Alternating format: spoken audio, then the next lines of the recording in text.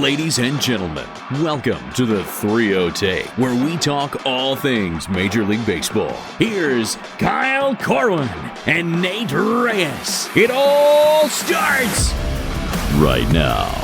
Welcome back to the 3-0 Take, presented by SeatGeek. This is episode 343, the Hot Takes and Predictions episode. I'll be your host, Kyle Corwin, and I'm here with my co-host, Nate Reyes. Nate. Hot takes. Get your hot takes here. This is the best. This is what fires me up. You asked me last week, we were like, WBC over. Are you ready for this year? This is what gets me ready. I feel back. I feel good. You got a little research in me, which you know I don't do. No, not at all. That's not a normal thing for NATO. So I don't know. I dug in a little bit, started to read a little bit. I feel good about my predictions. This isn't so like willy-nilly try to make a splash kind of thing. I think I'm trying to be a little accurate. But also I got some hot stuff to share. I forever stay with the gut. I'll bring notes, but at the end of the day, more times than not, I'm scratching those. I'm going with the gut. This is pretty much always a crapshoot anyway. It's paid off. Like, you know, nobody ever runs the table on these things, but like I've had my fair share of pretty impressive picks over the years. I would agree. Because what we often do is which remind me by the end of this, if we don't get to it, or if I don't remember, we need to like pick one or two that we're really going to stand behind, a la my Bryce Harper MVP pick. Mm-hmm. What was it, 2 years ago? Mm-hmm. Like one or two that, like that's the hill. Those are the hills we're going to die on. That's fair. I'm cool with that. We got a lot of stuff to get into. So no sense in wasting any time. Do you want to just jump right into looking at last year's picks, my friend? You know, I'm nervous. To bring it back up, but yeah, let's do it. All right, let's jump into the standings, shall we? 2022, Kyle and Nate sit down for episode who knows, hot takes and predictions for the 2022 season. We sit down, we discuss some standings, we discuss some awards. Coming out of the American League East, we both had the Blue Jays. Did not happen. The Yankees won. Reverse psychology on my end. That's all I was looking at. Okay. But when I do that with the Red Sox, I'm the idiot. Yes. Okay. No, logic checks out. Airtight. American League Central. Both had the White Sox. Didn't happen. Guardians. American League West. I had the Astros. You had the Mariners.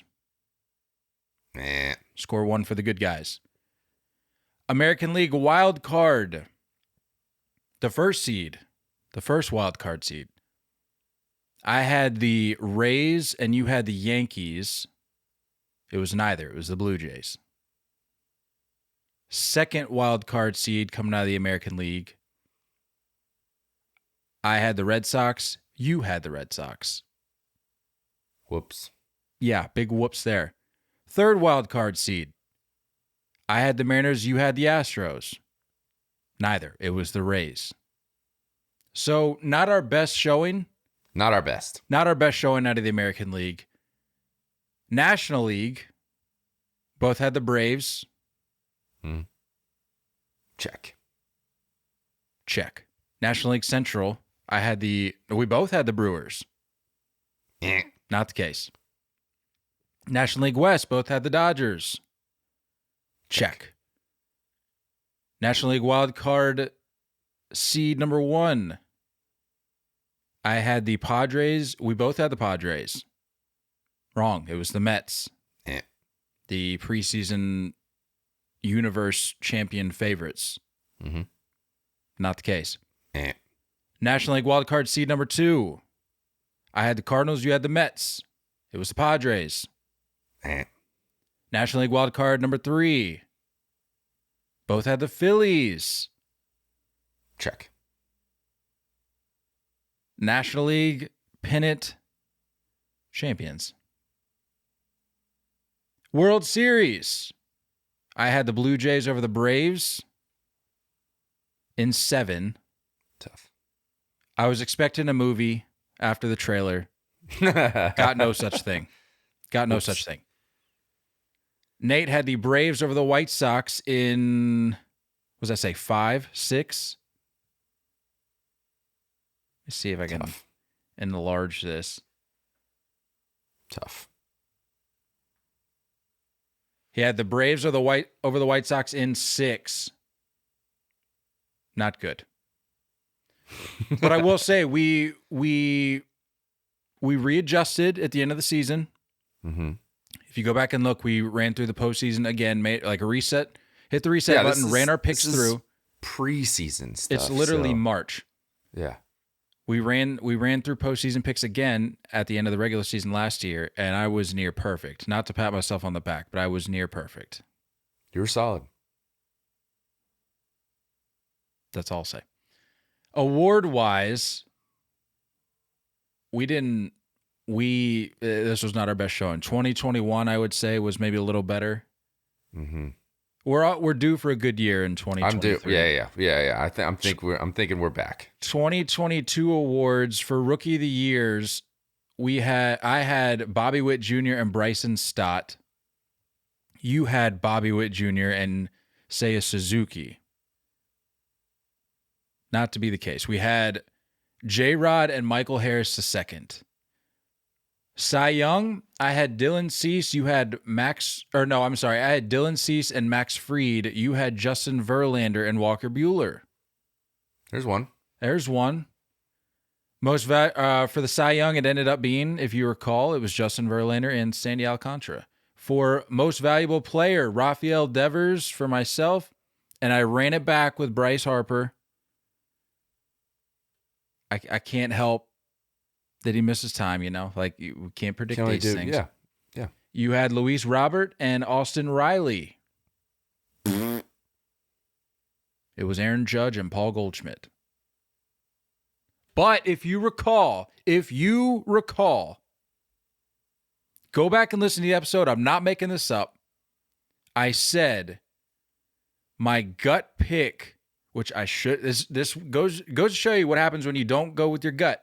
I said my gut pick was Aaron Judge, but I couldn't in good conscience go with Aaron Judge as my MVP pick.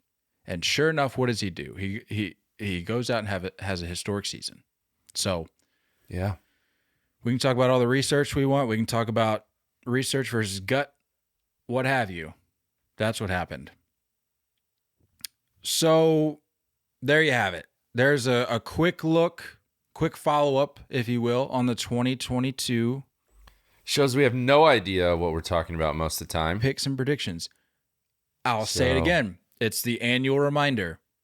Not even the experts know what they're talking about. How many experts had this year's... Nobody know. How many experts had this year's Final Four?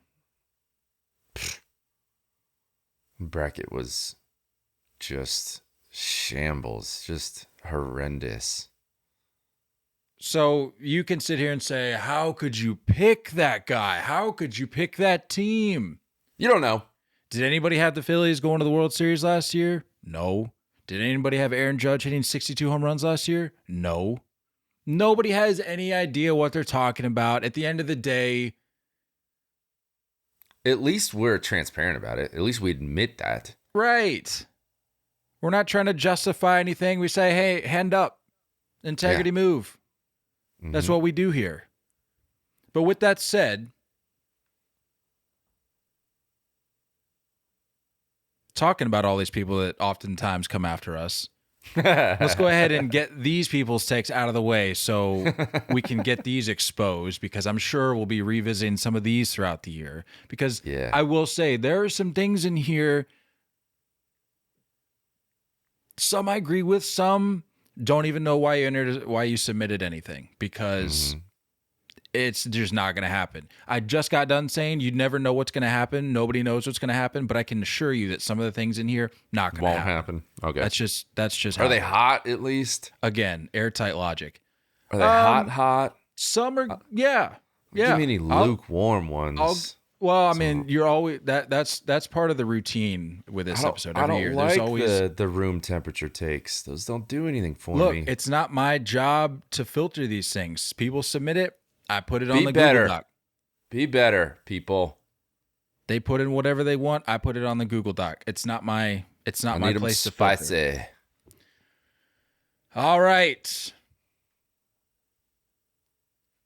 Also, don't steal mine. I hope they don't. Memo. That's the name that I got from the submission. I could be wrong there. Are they writing a memo? No. It just said memo. Okay. You know, you go to these profiles sometimes and they don't have their name. Yeah, it's just like it has their username in the bio. It's like, well, I see your username at the top. I don't need to see your username again in the bio. Not saying that happened here necessarily, but just a little word of advice. Who's been writing a memo? You never know. Memo says D-backs will be a wild card team. I don't hate it. I don't hate it. I'd say it's a good way to kick this off. Andrew says Byron Buxton will be the AL MVP. Shohei will get traded to the National League. Whoa. I can't imagine an Ohtani trade. I really can't. It's so risky. I like that he added the clarifier there, or the qualifier, because you read Byron Buxton wins AL MVP, you say, well, did Shohei die? Or yeah, right. And you're like, because he gets traded. Mike Trout, Aaron Judge, did those guys lose a leg? It's spicy, all right. You're big on Byron Buxton this year. I love Byron Buxton. I'll say that. There have been more than one mention of Byron Buxton this year. Or this week, rather. Honestly, this past week. I'm a big fan. Brendan says Judge won't hit over 40 homers, and Yankee fans will say he is overrated and overpaid. I could see that happening because Yankee fans are about as emotionally stable as Mets fans, and that's saying something. And you can vouch for that. I can't really argue here, unfortunately. I respect that. I respect that move. Brendan also says Angels trade Ohtani at the deadline to the Dodgers. Here's the thing. I don't hate that take. It has to, whoever is willing to do this trade is absolutely fully in on having to be the top bidder and lay out the biggest contract. So if there is a midseason trade for Ohtani, it has to be followed up with a contract extension in this season. If it waits until free agency and the Dodgers gave up an absolute haul and don't re-sign him, LA could burn to the ground. I can't see a scenario where a team gives up I agree. The farm, quite literally the farm. When you can just to wait. Just then let him walk. Yeah, exactly. I don't see that happening. Wait it out. Put an offer in. Way less risky. I saw A-Rod put out a thing the other day where it was like A-Rod's bold takes regarding Shohei. And it was like, Shohei will land with the Mets, Dodgers, or the Yankees, or the Padres. And I said, oh, really, A-Rod? Is there any other teams that could afford Shohei that you want to throw into the mix? Like, come on, dude. Everybody knows that. You think the Pirates are going to swoop in and snag Shohei and let him take over Pittsburgh? Come on, dude. It's bold for A-Rod. You could make the argument for just about anybody else, but it's not there's no Cinderella story here with Shohei. It's going to be a team that's going to be able to swing the big bucks. Exactly right. Exactly. Oh, don't say bucks. That's not ladylike. Nick says Matt Olson wins NL MVP. I like that. I feel like he is going to have a better year. It's not like he had a down year last year, but I think just being settled in, like he's officially home, everything's good to go. He'll be having a good year, I think. Jeff says Jays versus Braves World Series. Mm. What was that? 90? No, that wasn't 93. That was Jays Phillies. Didn't Jays go back to back 92 and 93? Who was it in 92 that they went up against? Was it the Braves? No. I feel like that's a no. But I don't know. Yeah, it was. It was. It was? 92. Yeah, 92. Braves, Jays. Well, Look at that. A little repeat of 92. Huh? How about it? Where are we at? Jacob says Nate Reyes sleeps on another milestone. In parentheses, Albert never got your apology. I said what I said. What Hey, other look. do we have milestones coming up? Nothing notable. Nothing big. Nothing notable. I'm chilling. But hey, I'll chilling. come to your defense here. You did what you could. You put your apology out there. Whether or not he got it, that's not up to you. You put it I out agree. in the universe. I agree. I mean, I maybe could have helped you out by maybe clipping that apology and maybe tagging him in it. Nah. But if he's going to get it, he's going to get it. Somebody, the right person. Balls were juiced. I just came Balls to were your juiced. defense. Now I have to kind of step back and say that's not really an apology if you're prefacing it with the fact that the balls were juiced. Yeah. It's like a backhanded apology. Correct. My favorite kind of apology. Correct. I'm sorry, you're stupid. Backhanded apology. I'm sorry, the balls were juiced. My prediction was wrong. I'm sorry that you're both acting like apes. That's two Office references in the last 5 minutes. Early, quick. Early and often. Got to get him out the way. Jacob also says 40-40 year for Cedric Mullins. The man is going to raise the bar. Wow.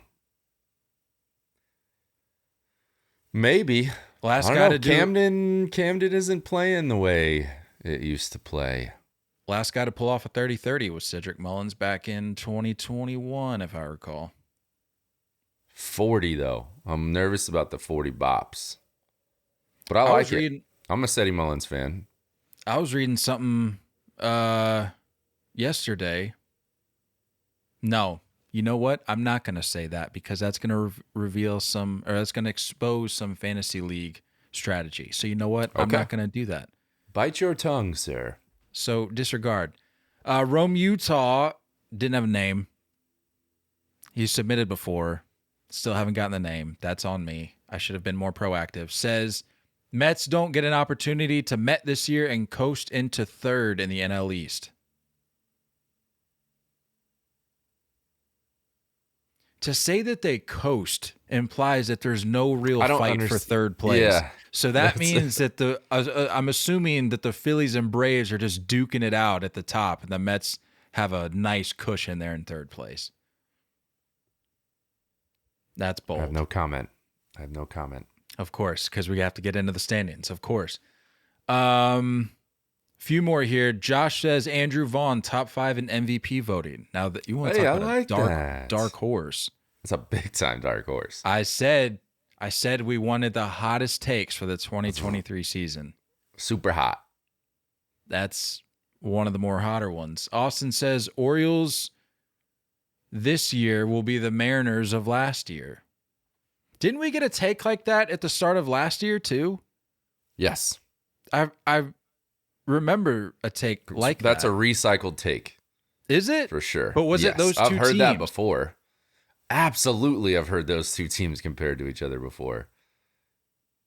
No, I've certainly heard them compare, but I'm saying like I would have to go back and see if that was a take that was shared by a listener on this episode last year. I'm like 90% sure it was. That would be fascinating. That would be lazy. If it's the same, if it's from the same person and it's a recycled take, I'm not a fan of that. But Hey, we've all been there. We've all been in a year early on predictions before, so it's okay. yeah, but to run it back almost verbatim, if it's the same person, again, don't know. I'd have to go back and look. Rodolfo says Garrett Cole and Julio Urias will both win Cy Young awards. No comment. We'll get into the awards. Rodolfo also says the Padres will miss the playoffs. Again, no comment. Ooh. We'll get into the standings. That is awfully spicy. That's super spicy. Man, I don't think it hit me until just now how spicy that is. Like I typed all these out kind of in a blind rage, trying to get everything on the Google Doc. That one's next level. That's certainly next level. J. Tyler Dowling says the Mets will finish third in the NL East. Josh says the Diamondbacks sneak into the wild card. Again, no comment because we are about to get into our standings predictions for 2023. How do you want to do this? You want to go, you want to run the American League? Yeah, sure. Or you want to run the National League? Let's run the American League. You want to start in the West, work our way east? The Superior League. I said what I said. I stand by it. Is that what you want to do? You want to start in the West? Yeah, let's start in the West, work our way east. All right. Even though I would prefer to start in the East and work our way west.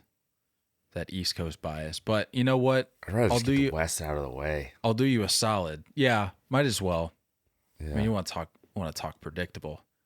Yeah. Starting with the 5th spot, working our way up. That's how we're going to do these divisions. We're going to start at the bottom, work our way up. Maybe share some thoughts on certain races, and we'll just move from one to the next. Starting at the bottom, American League West, coming in at number 5. Oakland A's. Oakland A's. I put a note next to each team, and all I did was put same old next to the A's. Any guys that have a good year will most likely be shipped out at the deadline. So, yeah, same old. They're going to be crawling into Vegas with zero momentum.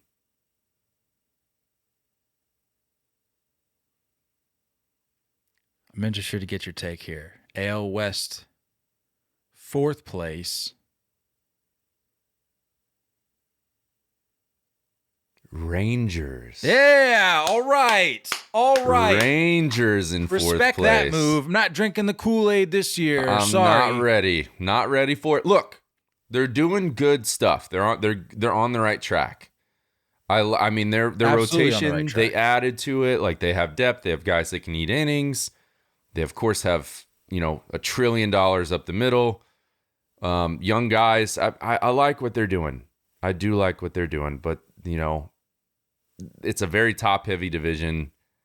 I don't think it's going to be enough. But keep going.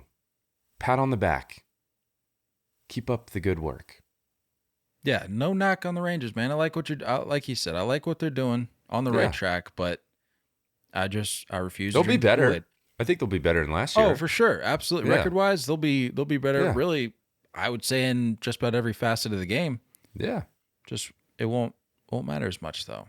Not so much. We'll revisit this conversation next year. It'll be a different conversation. Yeah. American League West, 3rd place. The Los Angeles Angels of Anaheim, California. Yep. Nope. Definitely getting better. They added in, Drury, brought in Gio. They really shored up defense. They have some boppers added to the lineup with Hunter Renfroe coming in. I like the moves. I do like the moves. I have more to say on them later. But, yeah. Oh! Third place in the AL West. Oh! Maybe a little preview into a little later on in the episode. Maybe. Love that. 3rd place for me, the Seattle Mariners. You think they take a dip, huh? It's not that I think they take a dip. I think that the Angels, Someone else takes just a rise up. I have been hounding the Angels for a number of years now. And I had to, I woke up this morning, I had to take a look in the mirror. I said, is this the year the Angels finally do something? And I asked myself, do you see yourself capable of putting the Angels in second? And I said, yeah, I do. I'm proud of you. This is a new day, It's chapter. a new day, and that's not even one of the standings picks that shows that it's a new me. This is just one of, I would say, a few that I think might catch some people by surprise here. Yeah. So I've got the Angels in second. Safe to say you have the Mariners in second. Yep. Both of us have the Astros in first, right? Correct. They're still just so good. Like they're so still just really, really, really good. A ton of pitching. Anytime you got Dusty Baker at the helm, like they're gonna be fine. Doesn't even matter that Verlander's gone. And as far as the Mariners go, couple decent moves, I think. I think like Colton Wong coming in, shoring up some defense, bringing in Teoscar. I like what they have going on. You talked about, and I won't. Hopefully, you don't have anything about it, but you mentioned during fantasy, like, Kelnick, maybe a little bit of a bounce back. You don't know. So I do like what the Mariners are doing, but yeah, the Astros are just still dominant. I think it's dumb to assume anything else, right? I think I said either the start. Was it the start of last year where I was quoted as saying, and we talk about transparency here. Mm-hmm. It was either the start of last year or the year before. Just makes me feel like an idiot, but I said the window of rain. I think I agreed with you on this. Of success I feel like I said this for the Astros. Maybe you did say it. I thought I said it. So we were agreeing. We were on the same page there. I said it was gonna come to a close at some point. We've yet to discover when that window was gonna end. I don't understand it. I don't get it. So I learned my lesson. I'll say that. I learned my lesson. I'm not. That lineup is just nuts, bro. I'm not writing the Astros off. I'd be an idiot too. Yeah. I think that was just like the inner bias of wanting them to fail. It ain't happening. I mean, I guess, but if you go back and listen to what we were saying, we were very much on board with kind of putting a bow on that whole thing and moving on because it just got old. Like hearing the trash can jokes, it was like, okay, the jokes were funny when they first came around. They ran their course. They were still a little funny at the end. But then we got to the point where it was like, we're still talking about this. Yeah. We're still making the same jokes and references here. Like 6 years later. Yeah, like if you want to talk about it, so be it. And I'm not saying forget about it. I'm just saying come up with some new material. Like take a different angle. The trash can thing just got old. That's all. Yeah. With that said, American League Central. Starting at the bottom. You want to run this one? 5th place, I've got the Kansas City Royals. I'm assuming our 4 and 5 are the same. I have the Detroit Tigers. I just put a little note next to Tigers and I said, Javi ain't it. He ain't it. That was a bad contract. It was a bad look. Gonna try and watch as much Miggy as I can, though. Nice little farewell tour. Hopefully everyone handles that well. I'm a big fan of the announcement before the season, just so we can all lock it in and enjoy like, the last few moments that we get. So, yeah. You mentioned Javi. Would you agree? This just came to me. But would you agree The Tigers were pulling a Padres before the Padres pulled a Padres. You could even throw the Giants into that conversation, to where there's pieces available. You don't really get the guy that's the absolute best fit for your team, whether it be interests don't match up, contracts don't match up, or money doesn't match up. And they go, okay, we'll settle with Javi. Mm-hmm. And they throw money at Javi. Yeah. You could make the argument that's what the Padres and Giants are doing, albeit they're getting better quality individuals with these reaches, if that's what you want to call it.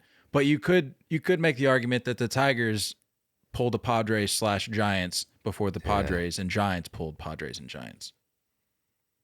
Either way, it's not good. Not a deal. Not it. So you have Tigers at 4, I'm assuming, right? Tigers at 4, coming in at 3. I've got the Twins. No real explanation for me except the fact that I just don't believe in the Twins. Never really have. We've seen it play out time and time again. Even if they do something worth talking about, it amounts to nothing once the calendar turns October. So I have no reason to think that with the moves they made this offseason that it's going to amount to anything more than a third place finish in the division. Yeah. Good pitching, good defense. Still won't be able to hit. Collectively, anyway. So, yep, same spot. And stop trying to sell me on Target Field. Ew. Or no. Minnesota as a whole. No. I'm sure the people there are great, but Yeah. stop trying to sell me on that as like a baseball town. No. It's cold, it's bitter, it's windy. The ballpark is massive. No. Nope. The seats are like way far away. I'm out. I'm out too. It's like a massive arena. No thanks. Yeah. Coming in second place. Should we say it on 3? Sure. 1, 2, 3. White Sox. Right on. All right. First off, the second we bring up the White Sox, I just want to say, like, every ounce of thoughts and prayers we have as a podcast go out to Liam and his family. Like, he's going to beat this thing anytime soon. He's that guy. Dude, it's speaking not of going which, to take him down. I'm glad you mentioned that because I was just about to bring it up myself. Did you see Lance Lynn's comments recently? He was on a podcast, and I think he said that if all goes well, I want to say that the team hopes to have him back by the end of May, some point in June. Would be the most electric comeback. Would be so sick. And that, I mean, he's Australian, dude. Australians are tough. Like they different breed down there, man. They battle through like giant spiders. They battle through super hot stuff. I don't know what else is in Australia. I can't imagine the food is great. He said the sausage thing that he eats all the time is good, but the dude's just tough as nails. And he's even like a better human being. So yeah, he's going to be A-okay. I hope he comes back. It'd be amazing if he comes back this year. Anybody in a fantasy league, don't worry about picking him up. I already snagged them this morning when waivers became available. So you're welcome. Because I'm counting on a comeback, and I know he's just going to come back strictly off of Lance Lynn's comments and dominate the league. Well, I slide him in my IL spot and wait for him to make his comeback, and then he's going to tear the league up. So yeah, brilliant move on my part. American League Central champions, the Cleveland Guardians. Yep. Rotation is just stacked. I really like the additions of Josh Bell and Mike Zunino. I think Zunino is one of the underrated additions. I know he barely played last year. I'm a fan of Austin Hedges defensively, but you got to admit that Zunino is a big upgrade. Offensively, I think Josh Naylor is that spark plug, can pretty much slot anywhere, but I think we can all agree Josh Bell is a better first baseman. So, yeah, I mean, plus he got Tito all year. So, they're running it back for sure. Cleveland's the real deal. Yeah, I think I think I can speak for you here and say that you and I have been a little on the iffy fence about them. about the top of the Central over the last few years. Like there hasn't truly been like a clear-cut favorite year in and year out. But at least this year, I'd like to think that it's a little more clear in terms of standings outlook, season outlook than in years past. Well, I mean, I made a note about the White Sox that like they added Benintendi and they added Clevenger, but like how much better did they get? You know what I mean? I mean, it's safe to say Benny is the better move of those two, but For sure. Benny's not going to win you a division. So yeah, and I don't know. I don't see a lot of depth there, but I see that just like really young, solid talent in Cleveland. I don't think Stephen Kwan is a fluke. Our boy T-Mac, I think, is going to bust on the scene this year. Dude, I hope I may come back to regret saying this, but I feel kind of good about Plesac this year. Like our guys, former interviewees of the 3-0 take, T-Mac, Plesac. I feel good about that duo this year. Look at that rotation. You know what I'm saying? Yeah. Like Bieber, Quantrill, T-Mac. Plesac's like at that point where he doesn't have to be a stud. He can just kind of get it figured out. So I hope he does. Yeah. I like what they're doing. 100%. I like it. American League East.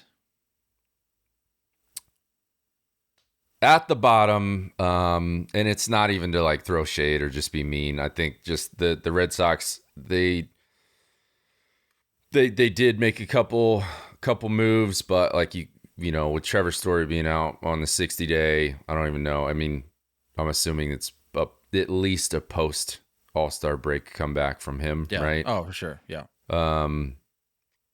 You know, nothing against Kike, but like being an everyday shortstop is just a different beast. So I'm curious to see how well he fills into that spot. And I do think Yoshida is going to be good for sure. But man, Corey Kluber being your opening day starter, it's just like I just don't see it. I just don't see it. No, I mean there's way I've said it before. There's way too much that has to go right for this to even get you into the postseason, much less do anything in October. Yeah. And I just don't, over the course of 162, I can't see everything that has to go right for the Red Sox going right. I just don't see it. Yeah. You talk about like the other divisions, there's at least those top two teams in each division that are miles ahead of the Red Sox. Miles, you know? So I don't see them being able to get any kind of magic stuff going on. Whether they finish 4 or 5 in the division, it's a different story. It's probably splitting hairs, but I don't think they have what it takes to get there. So you have them at 5. I have the Orioles at 5, Red Sox at 4, but let me explain. I know I just said everything I said about the Red Sox. I'm not going to say that I don't believe in the Red Sox because I don't want that to come back and bite me later in the year. If things just, happen to go right. I'm not going to go on record as saying that. I believe in the Red Sox from a standpoint of the guys in that clubhouse. And again, I feel like I'm just repeating myself at this point. I'm still pissed with the front office for what happened with Xander, so on and so forth. I believe it's not just that. It's the weird additions last year, the buyers instead of sellers. There's a whole lot of strange stuff. You're acting like a middle market team, and just please spare me on we're making moves to improve the team. Like, no, we're not the Kansas City Royals. We can afford to pay people. So stop trying to like chump change me with these moves that like would have been great in 2017. Yeah. I don't need to hear that. With that said, I believe in the guys in the clubhouse that they're probably looking at each other. They're probably not entirely pleased with what happened this offseason, but I think they're going to get together, rally around themselves, and say, we can at least be better than what's expected of us. Mm-hmm. And that, to me, would put them slightly above the Orioles, not because I'm ragging on the Orioles or anything. I think what the Orioles have is they got a bright future with that core. Mm-hmm. But like we talked about, I wasn't all that thrilled with what the Orioles did this offseason either. Like, I thought Right. you really could have made a big splash with the free agency addition, but you just didn't really do it. So I'm going to take a team that I think for at least the first half of the season is going to be playing inspired baseball, and that's going to give me the Red Sox at 4. American League East at 3. I've got the Rays. Yeah. And I have my first bonus hot take. This will be Kevin Cash's last year as the Rays manager. Whoa. You think they're going to be fed up with the they're mediocrity? Fed up. The mediocrity, not being able to get over the hump, conversations about expansion or switching cities. Yep. Kevin Cash's last year as their manager. So safe to say Kevin Cash is not your American League Manager of the Year. Safe to say. Process of elimination. It's down to 29 teams for me. So, yeah. I don't know, man. You have your guys that are really good. You know, you got your Wander Francos, you got your Randy Rosarenas, but I don't know.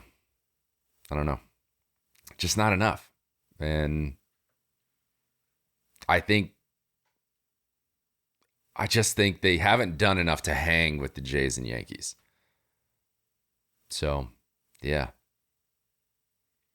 Little slip there. You working your way up the rest of the ladder there? You going Jays 2, Yankees 1? Safe to say. Yeah. Yeah. Safe to say. Likewise. Little tip of the cap to the Yankees. Almost the same AL East predictions. Yeah, I mean, just touching on the Blue Jays, so I think interesting moves that maybe aren't super advancing, you know, moving on from Teoscar and Lourdes Gurriel, but they do have 3 center fielders now with Kiermaier, Springer, and Varsho. So a lot of athleticism in the outfield. I think it'll keep Springer healthier, putting him in right versus playing in center every day. So you're probably going to see a full season from him. And then, adding in Chris Bassett to the rotation, that definitely needed some help. The bullpen is still a concern for me there. But, and then 2-hit Witt. I think everyone's forgetting that he's been added to that lineup. I like what they're doing, dude. They have a dangerous lineup for sure. And they're going to play really good defense. If Bo Bichette can flip that switch, turn the page a little bit, be a little better defensively. Kick it in the next gear. Let's go National League, and then we'll get to our playoff predictions, our seeding, and all of that. You want to start East, go West for NL? Yeah, let's go East. All right. Starting at the bottom for the National League. Safe to say, Nationals. Really not much to say there. Nope. Hopefully the team is sold. Hopefully they just blow the whole thing up and start from scratch. Because I got to say, they do have a couple of pieces. I've said it before. I'll say it again. A couple of pieces that I'm excited about. Keibert Ruiz, Josiah Gray. I think Josiah Gray with time, with development. I don't think it's going to happen in DC, but if the right team can get him at some point in his career and develop him, I think he's got some pretty electric stuff. But nothing to write home about if you're the Nationals. Yeah, I did say better than last year. That was my note next to them, but not by much. Not by much. Maybe a couple games. Maybe. Yeah. National League East, 4th place, Miami Marlins. Yep. look, they made some interesting moves, and they've brought in some depth. I don't know if the Pablo Lopez for Arias trade made a ton of sense for me, on both sides. But signing some depth with Yuli Gurriel, Joey Wendell, bringing in Gene Segura, there's some veteran presence there. It comes down to if Jazz is going to have a good year in the outfield. I think he will. Rotations, obviously solid still. So it's a very top heavy division. And I'm going to need to see a lot more than bringing in, a couple 32 plus year olds to play every day. National League East, third place. I agree with our followers, man. New York Mets. I got them in third. Wow. Yeah. My notes here. Can Jeff McNeil recover from the WBC? What are they going to do with the closer role? Is that a platoon? You got Adam Ottavino. You got David Robertson. Both Yankee just wash-ups. So I don't know what that spot is going to be like. Yeah, man. Justin and Max leading the rotation, still going to be good. They're still going to have they're still going to be a good ball club. As much crap as I like to give them, they're still going to be a good ball club. But I still don't believe. Sorry. So I'm gonna put this little bug in your ear. I did have a note here at the end to ask you to pick a race, one per league. It can be at any point in the division. It can be between a third place and a fourth place team. But I wanted you to pick a race between two teams in each league that you labored over the most. Like when it came down to like placing them in each division, which ones were the hardest for you? I want to say for me, for the National League at least, this was the most challenging for me, was the Mets over the Phillies for second place or third place. I ended up having to go with the Phillies third, even though the Phillies still excite me in a very similar fashion the way they did last year. Go back and check the receipts. But I know, like you said, we trash the Mets, and for good reason. They get in their own way about every chance they get. Yeah. But with everything that's happened, I feel like something has to give. I feel like they're just going to will their way into a second place finish. I still don't think they're going to be complete enough of a product to win the division. But I think at a certain point, you invest so much money into it that like analytics and all that just goes out the window and the dollar signs kind of take over. And again, I'm not putting them in first, but I'm going to give them that slight edge over the Phillies just because I can't wrap my head around a situation or a scenario to where the Mets, who are worth $6 gazillion, finish in third place in the East. And I know we talk all the time about how chemistry more times than not outweighs how much money you put into a team. But no team is doing what the Mets are doing. Like, they're just on another planet. So that's why I give them the exception here.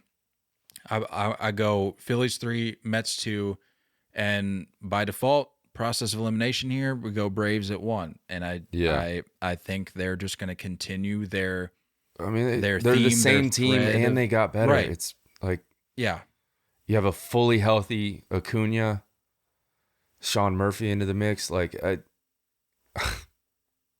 don't know what else to tell you, dude. Like, they're gonna be A-okay. They're gonna be really good, and they're not gonna skip a beat without Dansby. A-okay. A-okay. The A-okay. For the A-okay. I would have liked a little bit of a little bit more clarity in the shortstop category, but I think the rest of the diamond is filled out well enough to where they can get by until Yeah, I Vaughn agree. comes back or whatever it may be. But I think agree. they'll be all right. I think that's the consensus amongst Braves fans, right? That eventually that'll be his job, right? Vaughn Grissom's job. I would assume so. That would be my guess. Yeah. So, but There I mean, seemed to be a lot of excitement surrounding him like a month ago. You're basically an all-star team all the way around. Yeah. So yeah. National League Central, 5th place. I have the emoji with just like the flat eyes and the flat mouth, just no expression. Reds. Yes. So yes. Then I said Alexis Diaz is cool though. Nice. So, yeah. And Joey Votto is a guy, yeah, a guy. It seems like he's being more vocal and fun, and I think that it's going to be a fun team. They could do some fun things. They maybe have a weird 15-game, win streak stretch that they have, something strange like that. But, yeah, nothing to write home about. I'm sorry. I do hope Jonathan India that rookie year wasn't a fluke. I'd like to see. Yeah, I'd like to see the norm out of him and see what happens. And I hope Will Myers has like such a good enough first half that he gets dealt to a contender. I'd like to see him get a real true chance in a solid lineup, be an everyday guy. So, yeah. I agree. That would lead us to have the Pirates coming in at 4. Slightly above. But they've gotten better. They have. I like what they're doing. And the McCutchen coming back thing, like that does something for me. It really does. To me at least, the Pittsburgh Pirates, similar to, who was it that we were just talking about? The Rangers. Similar to the Rangers, they're on the right track. But for me at least, the Pirates are on the right track. They got better in a much more microscopic way than the Rangers have been getting. Yeah. But the blueprint there, the path forward is still similar. Still unclear, right? Well, it's similar in the sense that they're getting better like a Texas Rangers team is. But you just didn't do enough for me to really move the needle for me to have you anywhere else in the division besides where we have you, and that's 4th. Mm-hmm. Yep. Cubs at 3? Cubs at 3. Are we sure we didn't do these standings together? Right? Did we talk these things through and we just forgot? We're agreeing on a lot of this. There's only a couple tweaks that we have. Yeah, I think they're starting to change that direction again. I do think Dansby can be that newer group of core that they can start to build and have fan favorites around. I like Seiya Suzuki. I think he's gonna continue to do well. Ian Happ sticking around, playing solid both sides of the ball, and then I like Belly. I really think having a chance to just get a new look. I think he's gonna come back and do pretty well. I don't know if he ever reaches the MVP status again, but I think you're going to see a lot better production out of him. So, but still just no rotation. It's an addition of Jameson Tyone, but we need a lot more for anything out of that. Sorry. This is, for me, 1-2 goes back to the conversation we were having about the Astros, and in a similar sense, the Guardians, to where I've just kind of played around too long. I've dabbled in a little Brewers love, but at the end of the day, I just have to go with the common sense answer here, and not try to get overly cute with this. To me, this is the Cardinals division. Yep. I agree. And so I've got Brewers at 2, Cardinals at the top. Yeah. I do think the Cardinals will probably add an arm to that rotation. I saw Waino's out for a little bit. But yeah, Jordan Hicks coming back. The lineup is still studly, but the addition of Contreras is just going to be. It's odd to say an upgrade from Yachty because it's like you're stepping in dangerous territory when you say that. But end of career Yachty versus prime Contreras, you know what I mean? Yes, there is a bit of an upgrade there. Yeah, you can look at performance. You can take the names away, look at numbers on paper. Yeah. And there's a conversation there, obviously, but where you get, I think where Cardinals fans get upset is when you start comparing clubhouse impact, legacy, stuff like that. It's like, no, like right here, right now, we're not talking about that. Yachty was obviously a GOAT in that regard into what he brought a city. But on paper, like Cardinals fans should not be upset with the guy that's behind the dish this year for them. He's gonna do more than fine. Believe us. Oh yeah, yeah. And you have perennial MVP candidates, perennial Gold Glove winners on the corners. I think Lars Nootbaar is gonna pop off. Just had a dope spring. Gained like 1 million followers. It's insane, dude. Yeah, dude. Like I like what the Cardinals are doing, but they are going to need to go get somebody. I think the Brewers just, same story. It's the same story every year. Yeah. They don't have a lineup. I don't get it.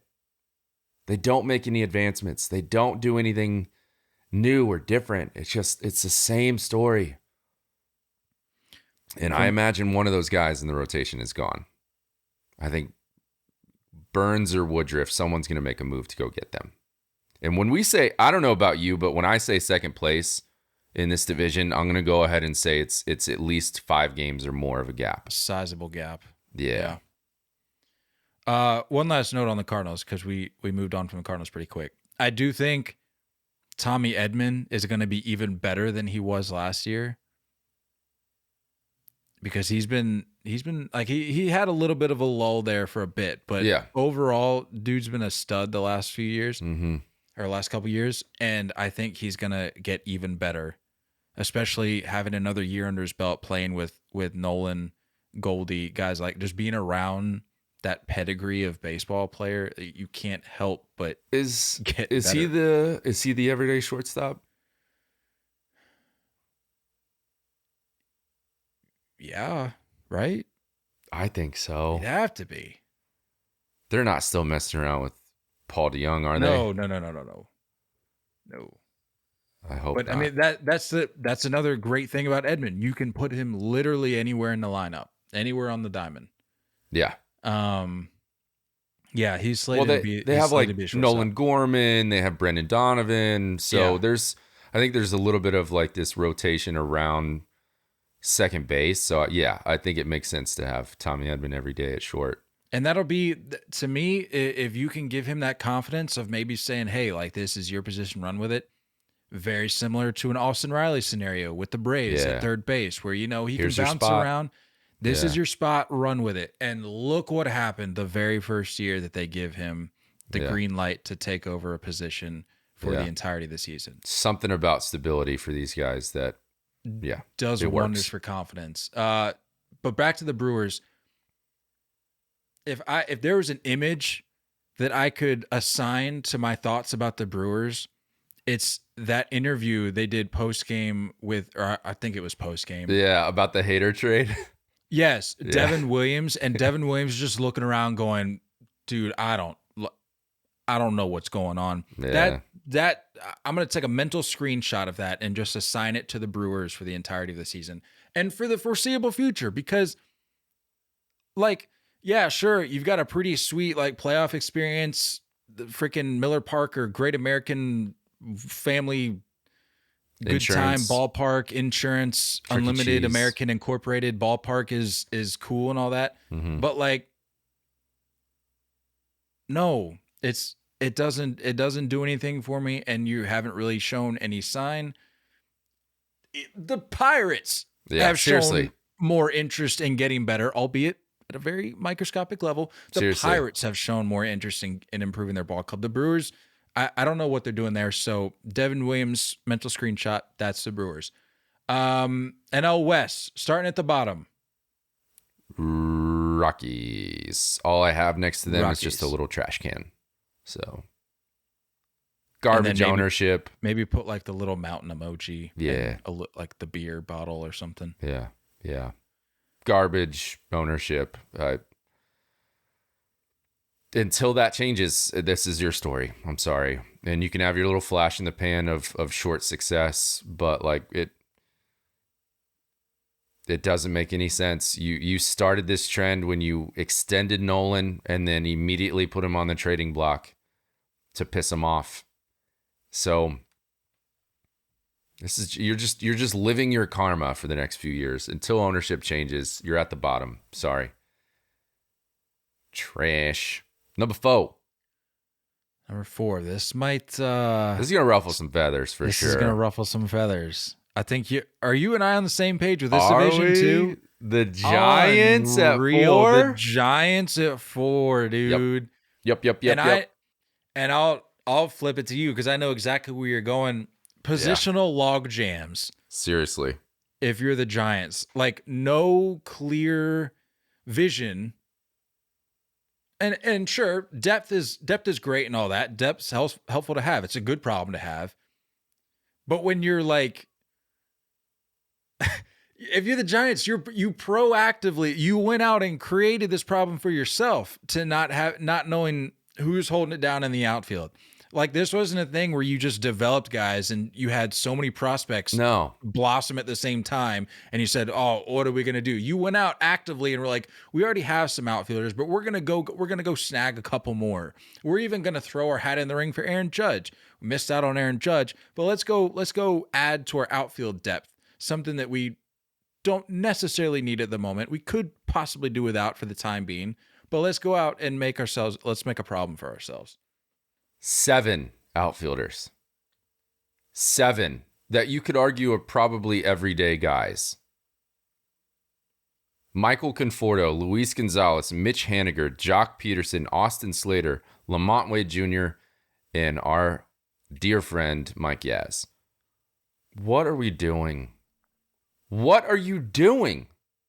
There's no clarity. There's like, I don't understand. I don't understand what makes you think that this is going to work. How? So, yeah, that's all I got to say. There's no identity. That's what I put next there. No identity. Coming in at 3. Arizona Diamondbacks. Yeah, dude. Yeah. This was one of those gut feels for me, like I sleep on these picks for like weeks at a time. Like I labor over these decisions, and just about every year there's one or two teams that kind of blossoms to the top for me. Mm-hmm. And it kind of rises to the top and I go, that's the team that I'm going to kind of get behind this year. Not from like a support standpoint, obviously, but that's the team that I'm going to get behind with a pick and say, maybe this is the year they take a leap. Last year was the Phillies. Yeah. I'm not making that up. Go check the receipts. This year, I'm not saying the D-backs are going to the World Series, but to me, the D-backs have a very good opportunity in front of them to make a leap within their division, especially considering the Dodgers are kind of, the Dodgers are still good, but definitely safe to say they took a step back from last year. Right. So I think there's a little bit more wiggle room for the D-backs this year, especially like we just talked about. Rockies, trash. Giants, no identity. Yeah. This is a prime opportunity for them. And the balance of the schedule this year. Yeah. Not having to just get beat up by those top 2 teams in the division every year. So a little bit of balance there. The additions of Gabriel Moreno was, a top prospect in MLB. That was that Varsho trade. Christian Walker, I think, is wildly underrated. Gurriel coming in, playing left for him. Corbin Carroll is the fastest dude in the league. They're doing good stuff. Rotation is probably still needing some help. I think Mad Bum's slotting at that 3 spot, I believe. Right? Between after Gallen. Yeah, let me check. And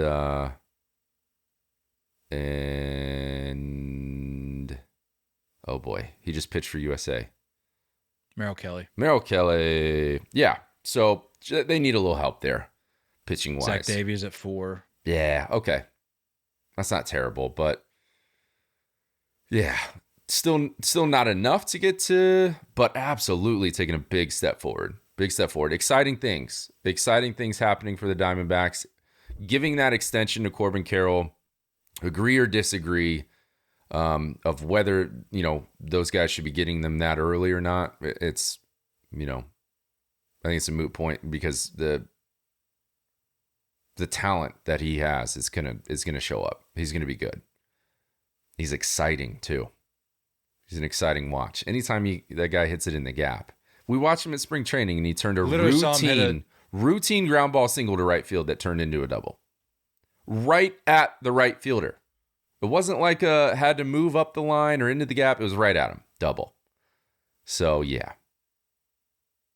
Future's bright for that kid. So because of that singular double. That alone put them in third place for me. That alone. Yeah. You think we're joking? That definitely played into my pick. I was like, you know what? This Corbin Carroll kid is pretty good. Maybe he could lead him to a third place finish. I like it. It's as easy as that for me sometimes. Yeah. That's all it takes. Where are we at here? 2. Second place. I mean, come on, dude. This is a no-brainer. The LA Dodgers. The Padres finally did enough. Yeah. Finally just sign did enough. Everybody. Spend all the money. Throw all of the cash at the wall. See what sticks. Yeah. See who comes back to you.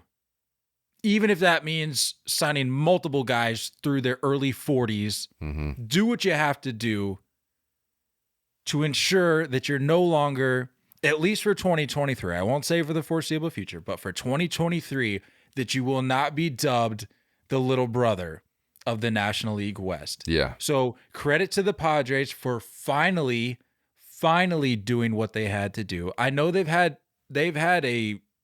a bright squad the last couple years, but what was it? 2021? We were on 80 win watch. Yeah. The last week of the season. Yeah. Came up just short, if I recall. Yep. I think they finished with 79 wins. Yeah.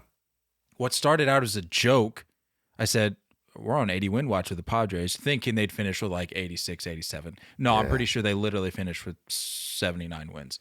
Yeah. Double check me on that, but I'm pretty sure. Last year, a good step forward, a good rebound from 21. This year, no longer the younger brother of the West. And I think like just to elaborate a little bit more, and I know we have a lot of Dodger fans that are listening. It's not that they're a bad team. We're talking, I'm going to go ahead and assume probably a 95, 96 win Padres team and like a 92, 93 win Dodgers team. That's going to be a tight finish. And that's even with all of the unadvancements, steps back that the Dodgers have been taking. Losing Gavin Lux sucks. I was kind of hoping for his opportunity to come in and just be the guy. I'm starting to see a pretty big decline with Max Muncy. Freddie's still Freddie. Mookie's still Mookie. Will Smith is still Will Smith. But yeah, I mean, Walker Buehler not being here, the rotation, it's going to need help. So it's not like they're a bad ball club, but I think it's very obvious that they're just waiting for Ohtani. They're just waiting. They're just biding time for Ohtani. So if it means they're not winning this year's division, that's what it means. And the Padres, I think Soto being on the brink of getting a ridiculous contract. I think he goes absolutely nuts this year. And Tatis has something to prove. You know what I mean?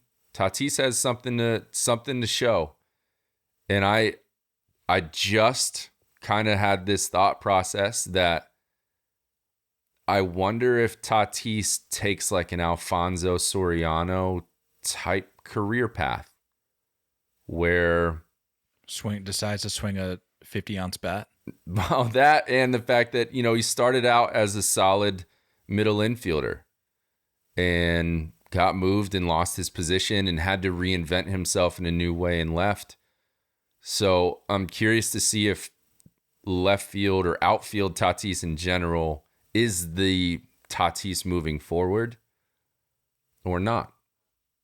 But the lineup's stacked. The I will Padres say, are sick. Gotta throw some love to my guy, Xander Bogaerts. It's funny. Nobody wanted to listen to me. I said, for a good stretch there, I was of the belief that Xander Bogaerts was the best shortstop in baseball. And then Fernando Tatis comes onto the scene and said, no, this is the guy. Mm-hmm. This is the guy.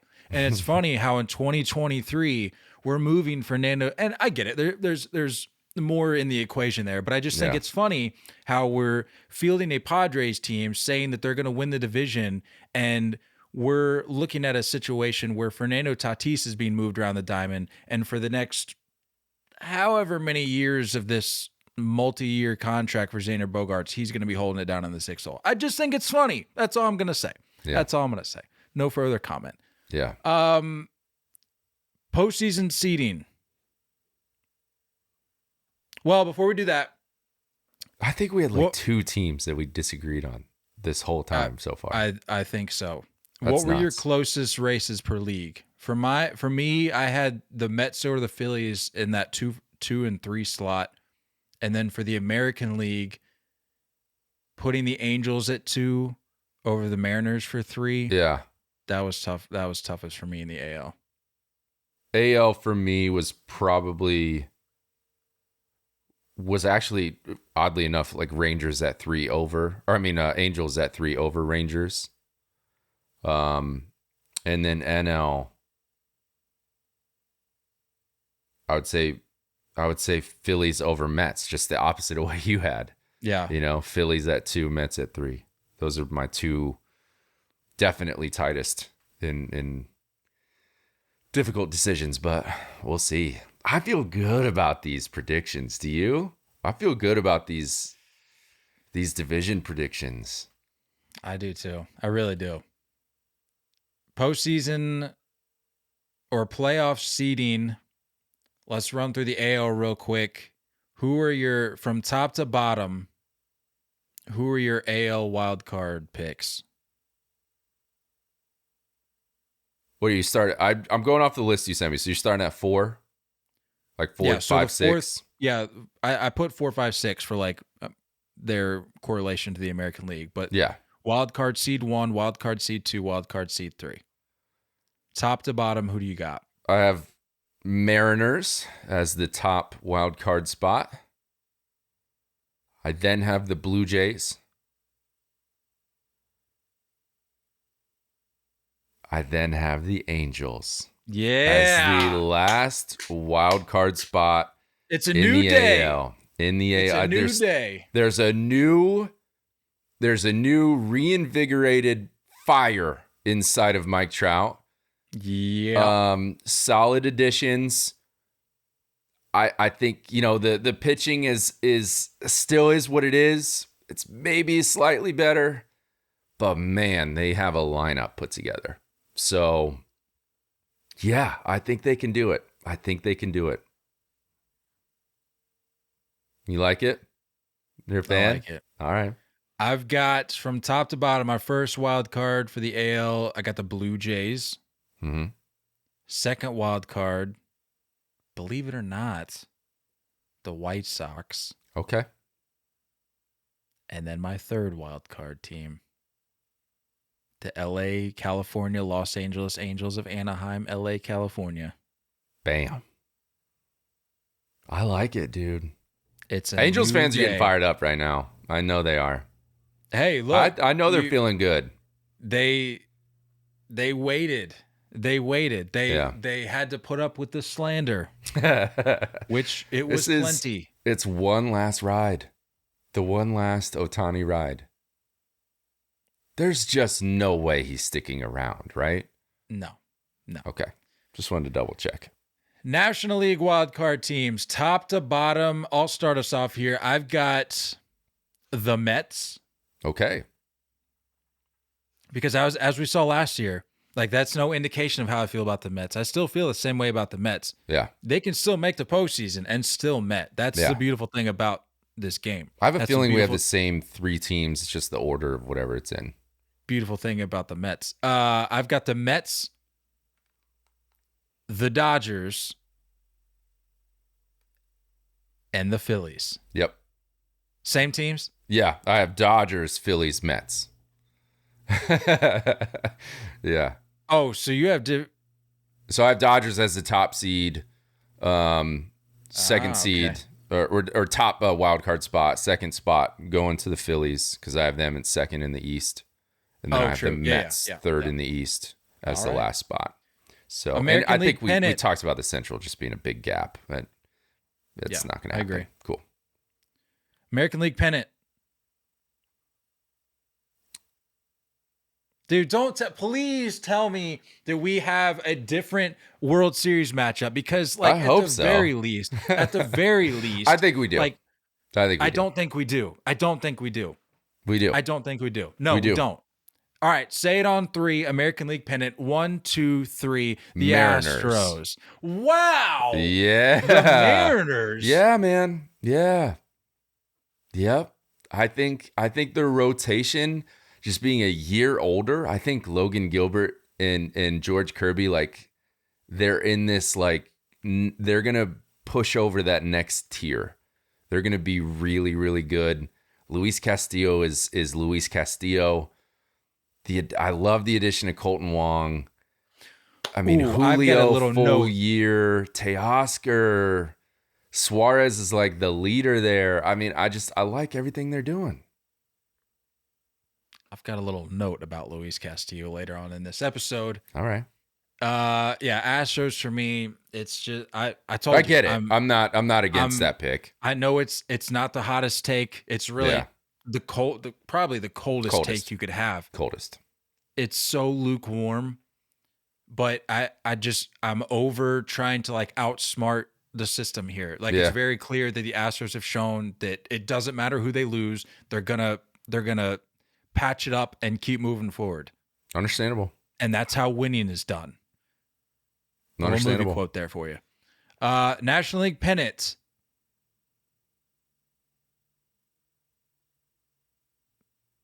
If you're going to the same team that I'm going with, that's a sexy World Series matchup. But I don't know if you're taking this route.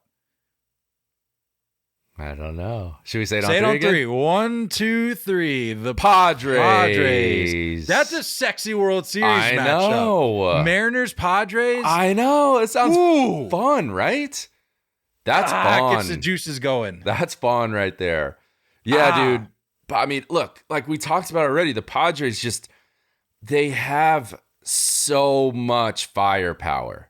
So much firepower, dude. So much. I love Ha-Seong Kim locking it down at second base, Cronenworth at first. It doesn't even matter what Trent Grisham and Austin Nola do.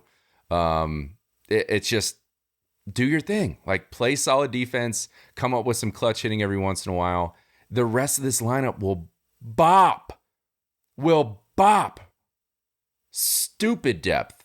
The rotation, it's all there, dude. It's the puzzle pieces are aligning. This is why they went and got Soto, was to get a ring this year. I don't know if they re-sign him, but it was to go get this ring this year. That's the mentality. Everyone's in the same direction.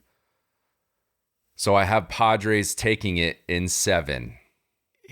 Wow. I have the Padres in 7 over the Astros. What? Unreal. We've never been this close on these. Never. Here's a quick question for you though that just came to my mind now that we're talking about it. Do you think that the Padres look at the Dodgers and the Yankees and teams like that, throw the Giants into that mix, I guess, with this whole Shohei sweepstakes and decide maybe they don't want to roll the dice on letting Soto go and missing out on Shohei? Do you think maybe they proactively sign Soto and say, this is our guy? I just don't see how. After the money that went out, I mean, the left side between Manny, Xander, right, but you and said Tatis. That it's whoever gets them has. So money is going out one way or another, whether it's Soto or Shohei. Yeah. Because you just what you said, which I agree with you, that whoever picks up Shohei, if there is some sort of trade, immediately has to be followed by an extension. Just immediately. That's just how it has to go. So I don't know. Boris doesn't represent Shohei, does he? No. I honestly think there's 0% chance that Soto gets an extension in season. It's not. I think there's a 0% chance. Boris wants to take this thing to free agency. That's fair. And he wants to remind everybody. And I would agree with you, but I'm just saying, if for whatever reason we get to that scenario where he does get traded and a team wants to lock him down, it would have to be almost immediate. Yeah. After the acquisition. Yeah. Okay, so we got the postseason out of the way. Nate's got the Padres in 7 over the Mariners. I've got the Padres in 7 over the Astros. Moving along to the awards. Now, for the sake of time, we won't elaborate too much on these picks. Yeah. Maybe once we get down to the MVPs. But starting off here, American League Rookie of the Year. Why don't we go comeback player of the year and manager of the year? Just get those out of the way. Get those out of the way. Comeback player of the year. Believe it or not, I've been documented on this very podcast for saying that I'm over this experiment. I'm done. But law of averages tells you that it can't possibly happen again in terms of injury. In terms of time missed, it just can't happen. I'm going for American League Comeback Player of the Year, Christopher Allen Sale. Oh, boy. And here's the thing. Here's the beautiful thing about this pick. He doesn't even have to go a full season healthy. He just needs to reach a minimum number of innings for whatever this qualification is. I tried to look it up. I couldn't find the qualifications. Have like it's not like an official. Yeah. It's not like an official award. Yeah. But he doesn't even. It's not like he's not allowed to miss time in order to achieve this mark here. He just has to give you a semi Chris Sale season, and it's like one of those situations where, like last year, it was Verlander. Mm-hmm. You get the talent on the field healthy for an extended period of time. It's almost unfair. Yeah. All they have to do is just go out and be themselves. They don't have to take it up another level. They just be who they are talent wise, and it's a lock. So if Chris Sale can give you a little bit of a glimpse into what he used to be able to do, it's his award to lose. All right. His distinguish. Same ideology, stealing everything you just said for Tyler Glass now. AL Comeback Player of the Year. That's a great pick, and I would have gone that route. I just don't know. We just got done talking about like time and everything. I just don't know if there's any like sort of derailment with his rehab process. I worry that I think if he's back by like June and can make 23 starts, I think he qualifies. And I don't know what the qualifications are, but I think that's enough. I think that's enough. Fair enough. National League Comeback Player of the Year, the same logic. It's really just I wonder if we're the same on this. I think we probably are. Same logic applies. Fernando Tatis Jr. No, different on really? This. Yeah. Who do you got? I think there's too much stink to give it, and it's like the Comeback Player of the Year. Can it go to someone that had, you know what I mean? Well, I mean, he was hurt So it's not like he was Sure. fine, he was playing, and then all of a sudden he gets suspended and misses Sure. time. Like, I think people do remember, like, the whole reason he got suspended in the first place is because he was trying to expedite his rehab process.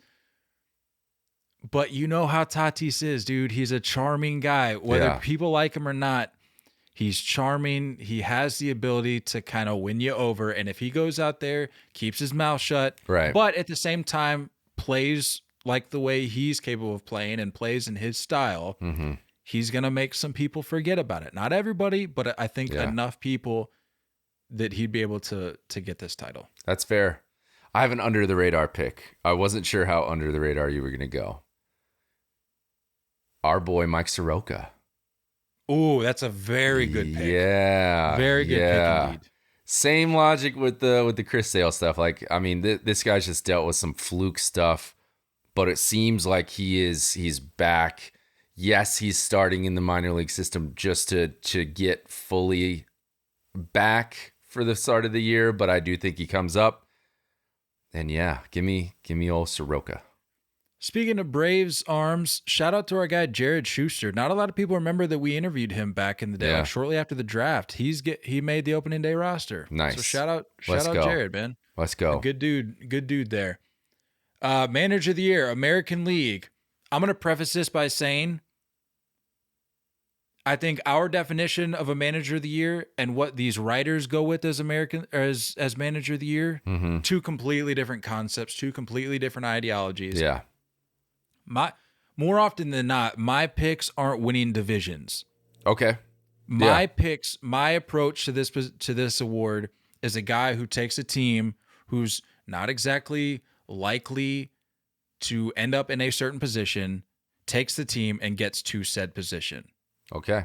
Writers don't look, and I looked at the history of recent winners of these awards, and they just go with kind of more like shoe-in picks, more division-winning I agree. managers. And they're like, there's a certain pedigree of manager that they go with. It's the guys that like are more well-known, that have been around the league for a while, that just happen to win that division. But for me, American League Manager of the Year, because they're taking the team that they have, who's been one of the few laughing stocks of baseball of years past, and I'm of the belief that they snag a wild card spot. I'm going Phil Nevin of the Los Angeles, California Angels of Anaheim, LA. Right here. Same written down right here. Well, this will make defending ourselves a lot easier this year. That's because true. we can just we can defend each bounce other off one another. Yeah, we're gonna defend one another here. That'll be easy in the comments. Yeah, but I think, I mean, and that's just, it's a baseball name, right? He's been around the game for a long time. I think he's gotten this opportunity, and it's maybe he's riding on the backs of two superstars to this award. But either way, yeah, I like it. I have the same. NL. To be completely transparent, I chose my awards before I did my postseason predictions. So going against what you just mentioned before, I had Bob Melvin as NL Manager of the Year. I think he is a truly, really, really good manager. Truly, truly knows what he's doing. So that is a little bit of that shoe-in vote that I think will be that ties to what the writers like to do. Yeah, that's fair. Again, I know neither of my picks are actually going to win the award, even if they go on to have great years. Based on where I have, like, if they go on to do what I'm predicting them to do, they're not going to win the award just because it's not a sexy of enough finish. Yeah. But again, because I have them taking a leap and outperforming expectations by a long shot, I would think I'm going Torey Lovullo with the D-backs. Okay. I don't hate it. I think he got votes last year, didn't he? Recently. I don't know if it was last year or the year before, but he's got votes. Yeah. I see it. I understand. I like that. And again, I know it's hard to give a manager who finishes like third in the division or wherever. But it is, division. It's a big step forward. This is I'll just say that this is the Kyle Corwin Manager of the Year award because my voting process is a lot different than that of the writers. Yeah. American League Rookie of the Year. Moving right along here. I mean, I'm all in on the buzz. Anthony Volpe, baby. Let's go. All in. Dude is just like, he's doing and saying all the right stuff. I love it. He's wanted this since birth. I'm not going to be one of the fans that puts the Jeter pressure on him, but it is one of these stories that, like, you know, you grow up a Yankees fan, you're in Jersey, you want to be a Yankee. He wants to be here. He's busted his tail. I saw a tweet this morning that after the call up today, he is 100% the first person at camp dressed, ready to go without anyone else there yet. This guy wants it. He is going to outwork everybody to this award. Stop. I hate that I love this so much. Yeah, dude. I hate that I love this so much. Yes. Every time you see him, dude, every time you see him, he's just taking in information. Anytime he's around people, Willie Randolph, CeCe, Reggie Jackson, like whoever he's around, he is just absorbing. I don't want to like him. Okay. It's coming. I was already losing it a little bit over the call-up video. You're allowed one guy. I openly talk about how I can't help but like Alex Verdugo. That's fair. It's just it's out of my control at this point. This can be your one guy. It just feels wrong, though. It feels wrong. Like I was getting emotional over his call-up video, dude. It just feels wrong. And his family right out there, like he walks out into the dugout and they're just sitting. Man, let's go. Speaking of Red Sox, I'm going with the guy that just showed out during the WBC. I'm going Masataka Yoshida. I like it. There's going to be Not good. much explanation needed. No. The guy is he's going to be an on-base machine. Smooth and I think swing, too. I think the numbers that he puts up this year offensively are just going to be so hard to debate anybody else because I just feel like it's going to be across the board. I feel like the power is going to be there. I feel like the average is going to be there. The potential speed is going to be there. Like, it's just, I think the whole package is going to be there right out of the gate. National League Rookie of the Year. We going same here? I don't think so. No? I don't think so. I'm big on the D-backs this year, man. I'm going Corbin Carroll. Okay. I had a feeling. Mine's a little more under the radar, but I like your pick. I like that pick. I always I think there's definitely an advantage to those guys that like get some time the year before but don't qualify for this award, like they didn't play enough, and then this is their official rookie year. So I like that pick. My pick, you talked about guys being in the clubhouse that maybe, and specifically at this position, that were maybe possibly a little standoffish, a little don't talk to me, I'm a lead by example kind of guy. I have Kodai Senga with the Mets. That's a great pick. Getting rookie of the year. I think Verlander being there and having, like, DeGrom and Scherzer are two, like, it's, you know, don't talk to me like I'm doing my thing. True. So That's I think a good point. Verlander is that, like, that veteran voice that is open to sharing, open to talking about different things. So I think that's going to be a big help. So yeah, give me Kodai Senga. That is a great point. Good. Yeah, it's funny you mention that because in my head, I'm immediately going, well, don't forget about Scherzer. But then you take into account just the way he approaches the game. Right. And not to say that he's like, not that he's not helpful. Field, yeah. But like, I could very much see how Verlander would be more willing to bring him on with open arms, I guess. That's a good point. Cy Young.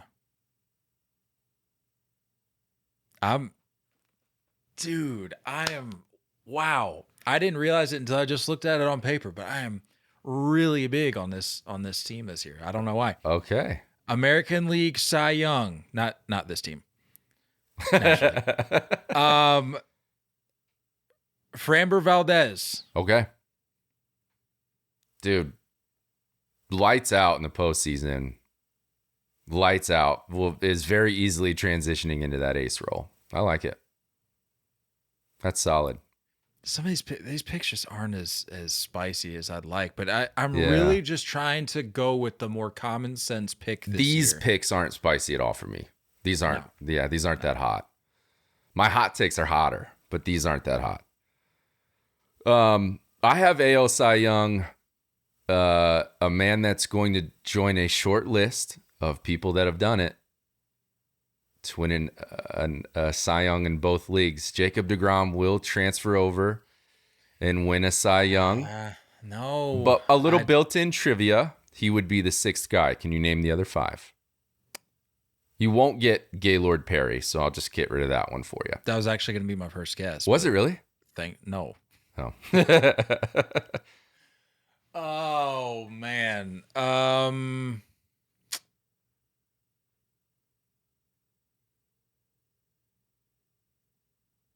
Wow.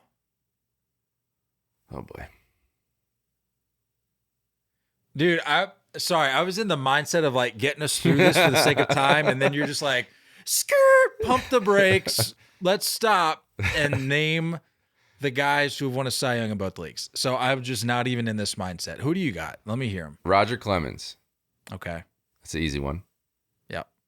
Roy Halladay. Yep. Randy Johnson. Pedro.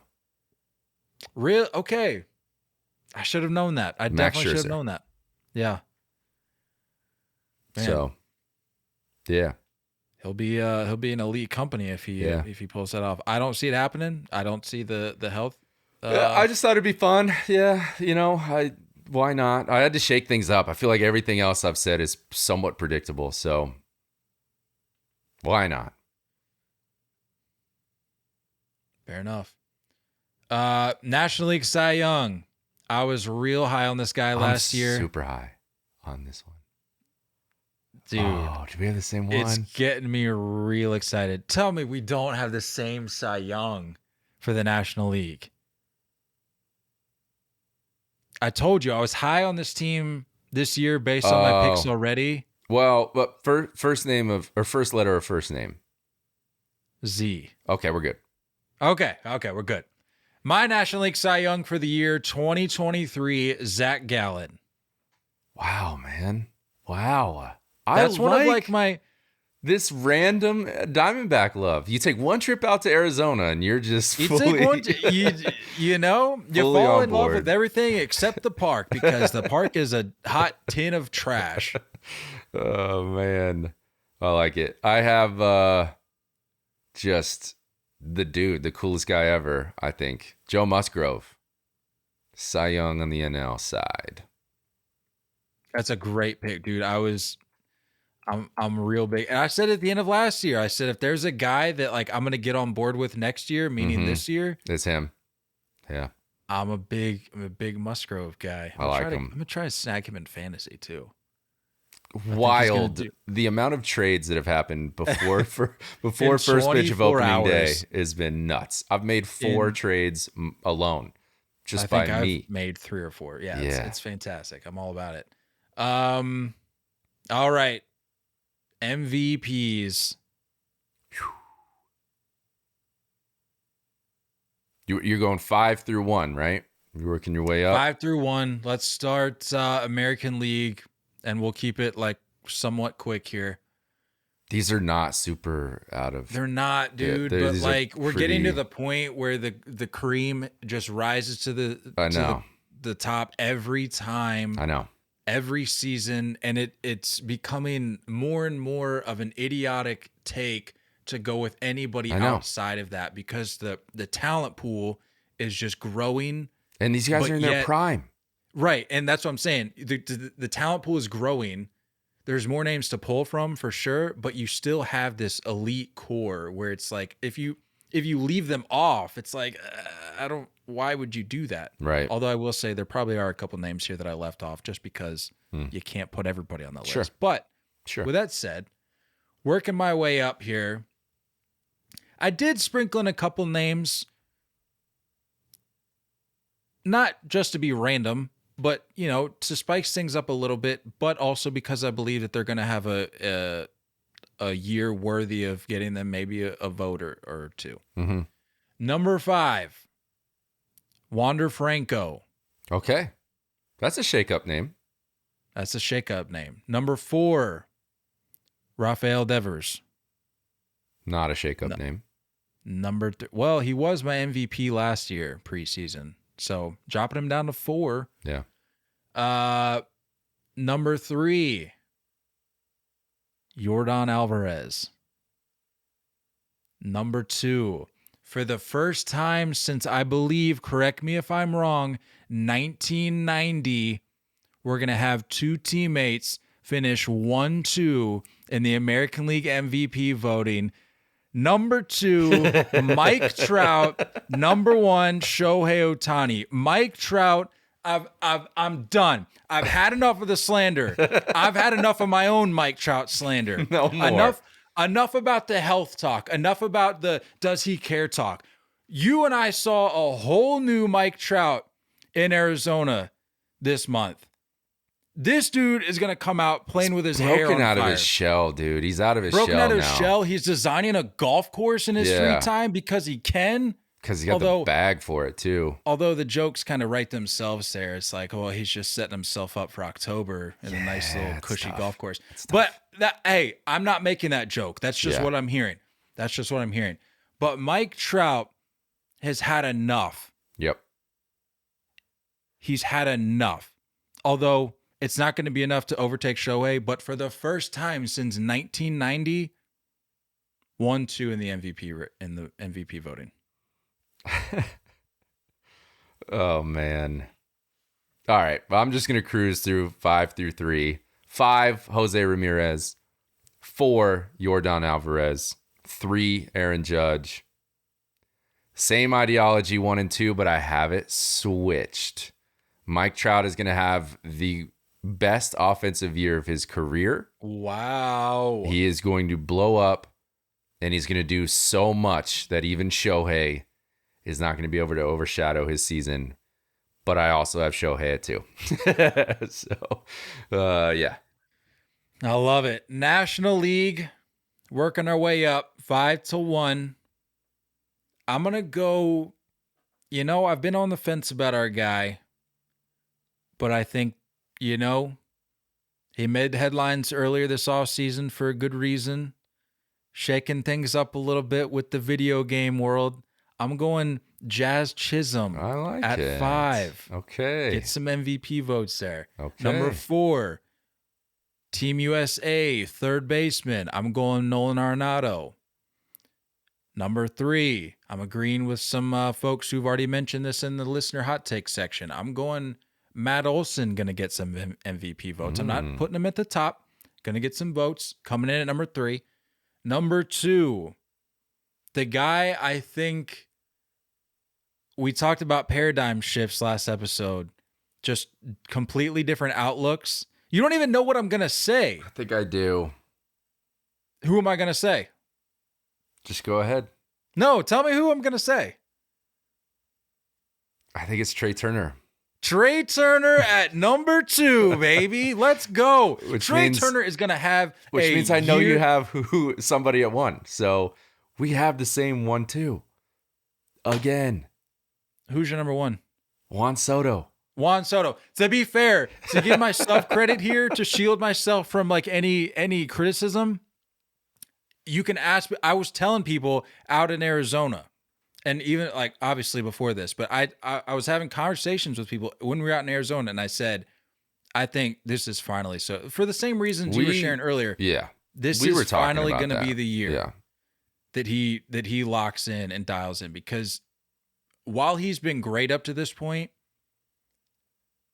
like if you're going to be in the conversation of like all-time greats, you're going to need to, I know it's going to blow some people's minds, you're going to have to kick it up even another gear. I know. And I think this is finally the year for him to do it. Yeah, I agree. And it's going to culminate with an MVP. And you have just the stacked lineup that, I mean, he was doing this stuff in Washington without any protection, right?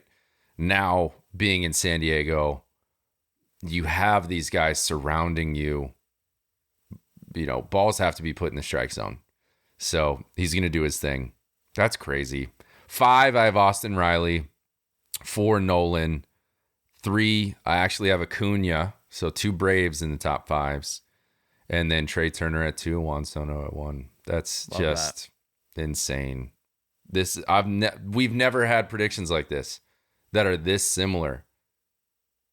We've been spending too much time around one another. I think so. Crap. Having too many conversations about this season.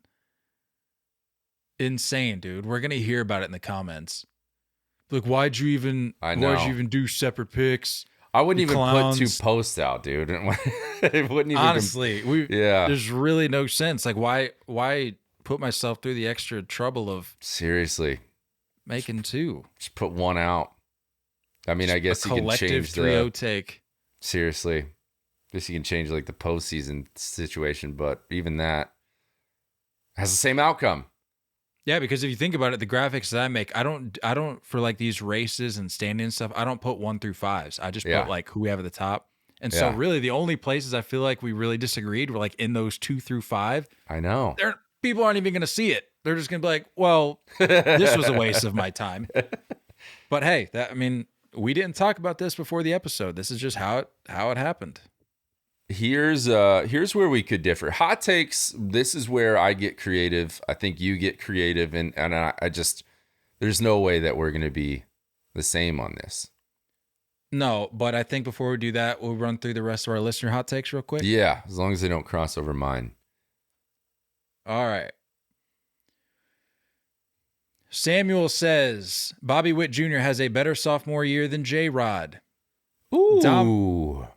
Dominic says, ready for the youth movement, excited for all young players. Not necessarily a hot take, but that's a sentiment I can get behind, dude. Mm-hmm. Baseball, we talked about it at WBC, dude. Yep. Baseball is at a beautiful, beautiful place right now.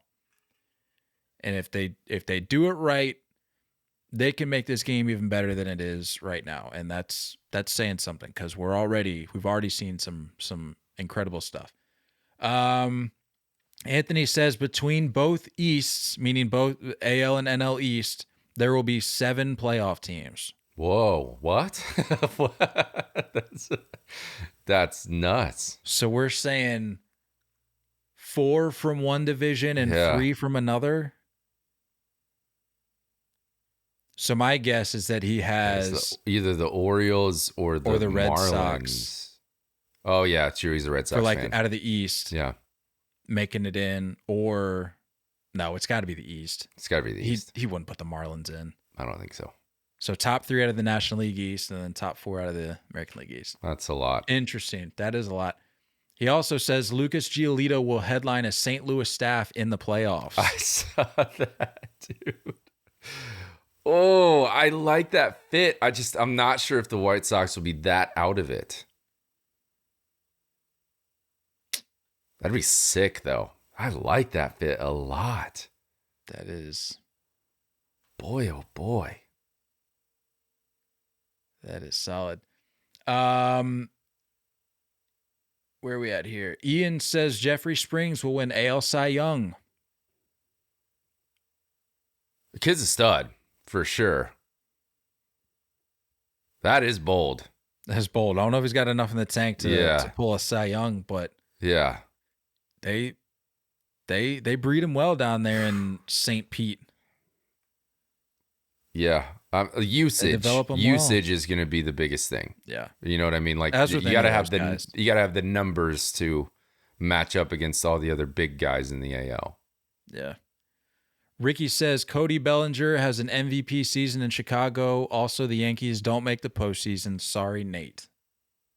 Super, super hot.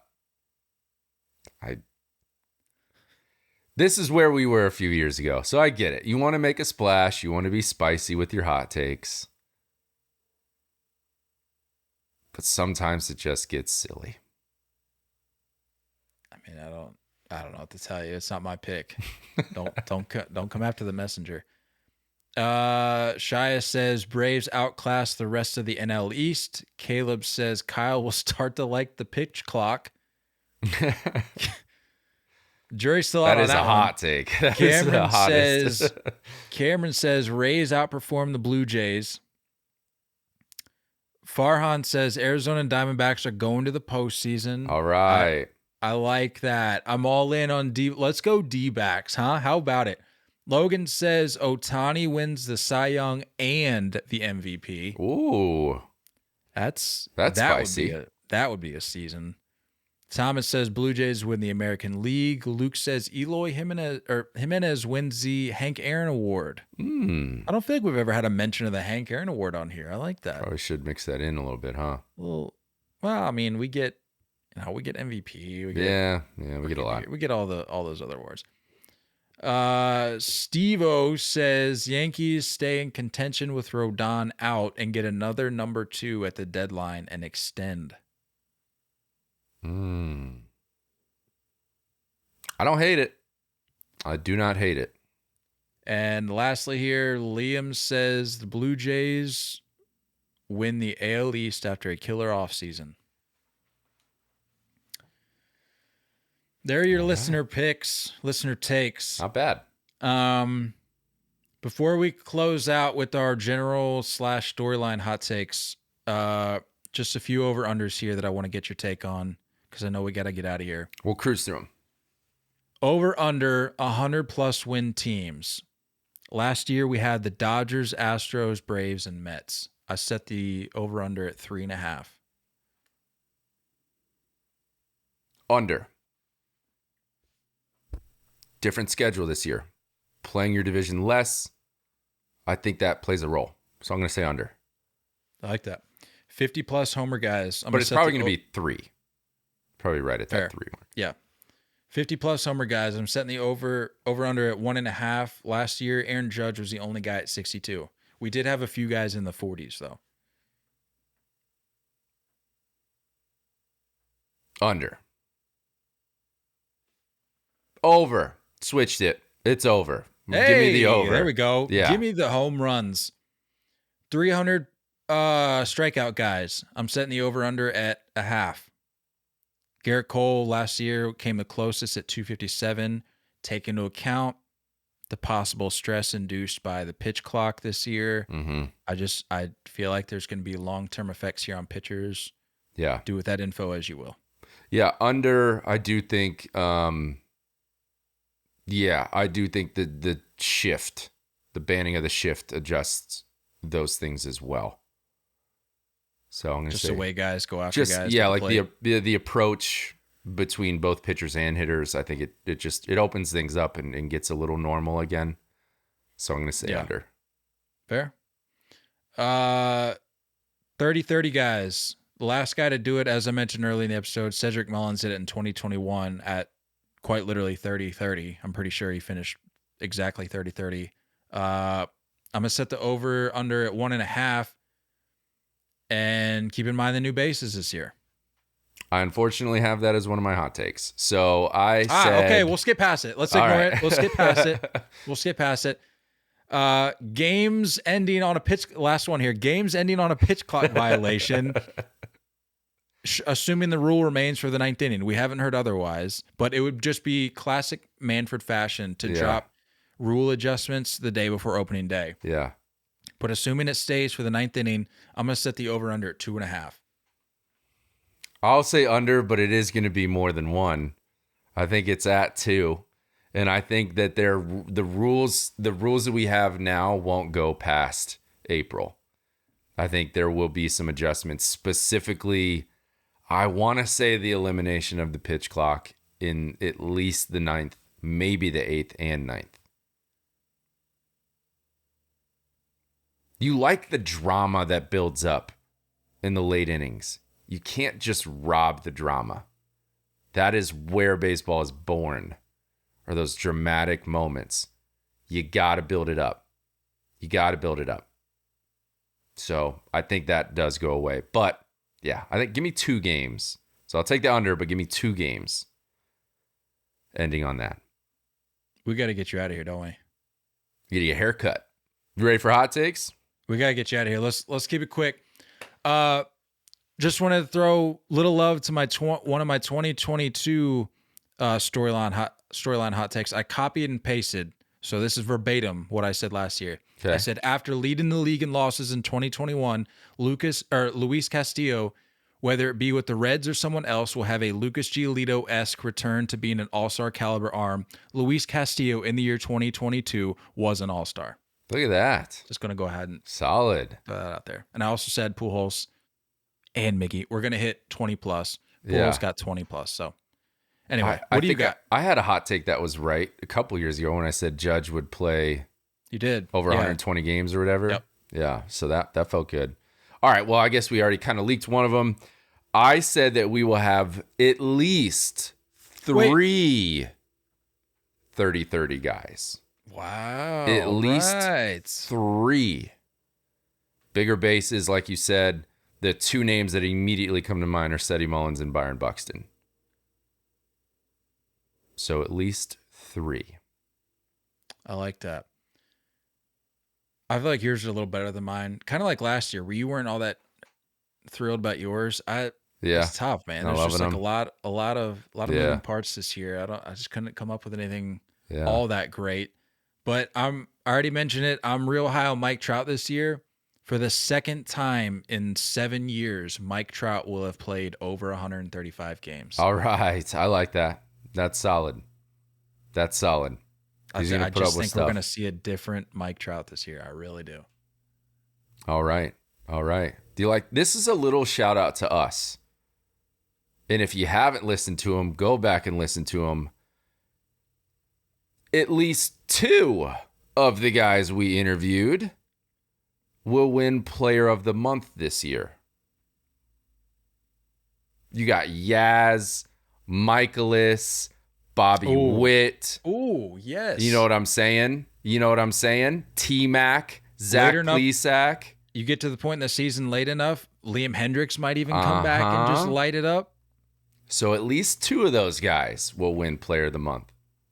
I love that little plug. You got like new listeners going, these guys talked with those guys? We sure did. I like that. Sure I like did. it a lot.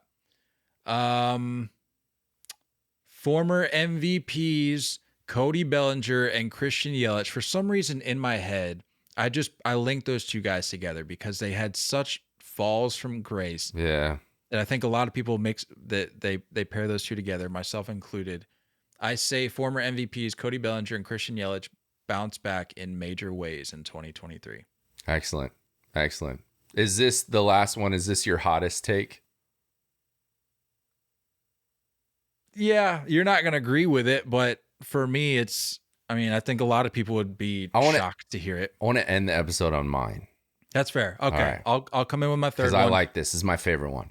I'm excited for it. My third hot take, storyline hot take, is Aaron Judge has a massive, massive homer hangover. Finishing in the 30s. All right. And I know. I'll still take that. Yes, I know. And people go, well, of course, you included, you said it. Well, of course, he's not going to hit 60 plus again. Yeah. But like, you would like to think a guy like Judge could at least break 40. I don't have that happening. I have him finishing in the 30s. That's fair. That's fair.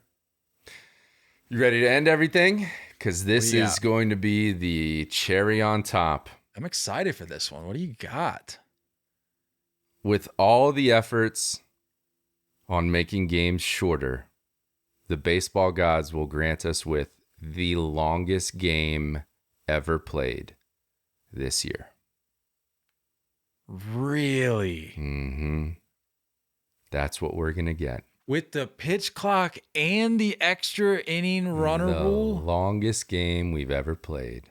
Baseball gods do not like these changes. They have a weird way of humbling everyone. Rob Manfred is not above being humbled. Baseball gods will come in and lay the law.